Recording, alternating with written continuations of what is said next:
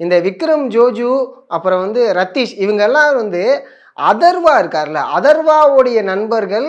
அதனால அதர்வா மூலியமாக தான் இந்த விஷயங்கள்லாம் ஐ மீன் இவங்க வந்து கனெக்ட் ஆனாங்க.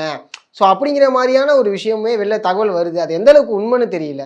இந்த விஷயம்லாம் நம்ம பேசணும்னா விக்னேஷ் சிவன் உள்பட நயன்தாரா எல்லாம் வந்துருவாங்க. அதாவது ரொம்ப ரொம்ப முடை நாற்றம் எடுக்கக்கூடிய விஷயம். அதை நம்ம சமூக வலைதளத்துல விவாதிக்கவே வேணாம். டார்க்கான விஷயங்கள்.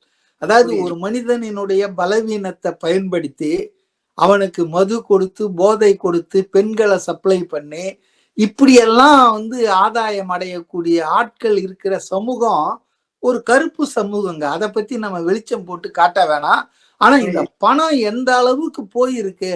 இன்னைக்கு நான் வந்து அந்த உச்சநீதிமன்ற உத்தரவை நான் ஸ்டடி பண்ணதுல எனக்கு தெரிஞ்சது என்னன்னா, ஒவ்வொரு நாளும் திகிலூட்டும் காட்சிகள், திகிலூட்டும் செய்திகள் இணையத்துல பரவுது. அது நிச்சயமாக டிஎம்கேக்கு வந்து எலெக்ஷன் இயர் இது. நெக்ஸ்ட் இயர் எலெக்ஷன்னா கூட ஒரு 11 மாசம் தான் இருக்கு. அப்ப அவங்களுக்கு வந்து பெரிய தர்ம சங்கடமான ஒரு சூழ்நிலை. இந்த செய்திகள் வர வர திமுகவுக்கு 200க்கு மேல் 234, 2026, 2031 போய் 2026ல மெஜாரிட்டி கிடைக்குமா, நம்ம ஆட்சி நடக்குமா அப்படின்ற அச்சம் பீதி வந்துச்சு. இந்த வழக்க இப்ப வந்து இந்த சோதனையெல்லாம் நடக்கிறது நிறுத்தணும் அப்படின்னு சொல்லிய வழக்க உச்ச நீதிமன்றத்துல கொண்டு போனாங்க. உச்ச நீதிமன்றத்துல அது நார்மல் வழக்கா இல்ல, விரைவு வழக்காக வேண்டுகோள் விடுத்தாங்க. அதை உச்ச நீதிமன்றம் ஏற்றது. அப்புறம் வந்து இன்றைக்கு அது விசாரணைக்கும் வந்தது.